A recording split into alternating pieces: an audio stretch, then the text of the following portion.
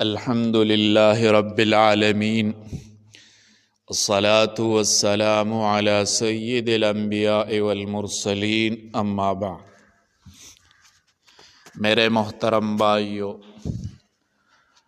آج میں آپ لوگوں کو تہجد کا اصل طریقہ بتاؤں گا۔ تہجد کا اصل طریقہ کیا ہے؟ اکثر لوگ تہجد غلط پڑھتے ہیں اور بعض چیزیں اپنے آپ پر لازم کرتے ہیں۔ تو اصل طریقہ تہجد کا کیا ہے؟ تہجد دراصل رات کی نماز ہے جو عشاء کے بعد سونے کے بعد پڑھی جائے۔ اگر کوئی سوئے بغیر بھی پڑھے تو وہ بھی قیام اللیل ہے، لیکن افضل یہ ہے کہ کچھ دیر سو کر اٹھے۔ قرآن پاک میں ہے، اللہ جل جلالہ کا ارشاد ہے وَمِنَ اللَّيْلِ فَتَہَجَّدْ بِهِ نَافِلَةً لَكَ۔ نبی علیہ السلام کا طریقہ کیا ہے؟ عام طور پر نبی علیہ السلام 8 رکعت تہجد پڑھتے، پھر 3 رکعت وتر، کل 11 رکعت ہوگا۔ یہ روایت بخاری میں موجود ہے۔ یہ روایت بخاری شریف میں آیا ہے۔ تہجد پڑھنے کا صحیح طریقہ کیا ہے؟ عشاء اور وتر پڑھ کر سو جائے۔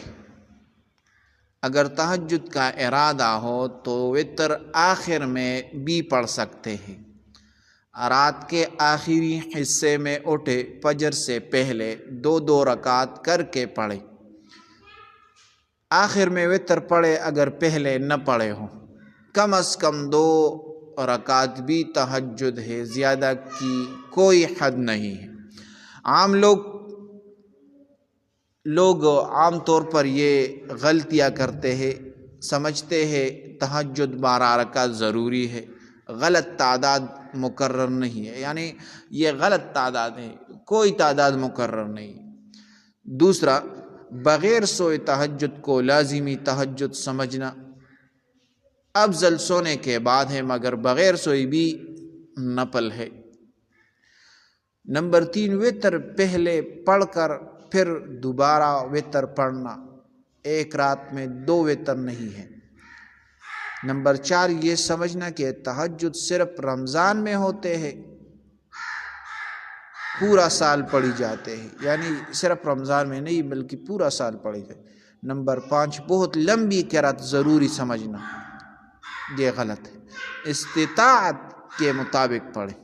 بہترین وقت یہ ہے رات کا آخری تہائی حصہ، یعنی فجر سے تقریباً 1.5 گھنٹہ پہلے۔ اسی وقت اللہ تعالیٰ خاص رحمت فرماتے ہیں۔ تو یہ تہجد کا طریقہ ہے، یہ سیکھ لے اور دوسروں کے ساتھ شیئر کرے اور چینل سبسکرائب کرے۔ جزاکم اللہ۔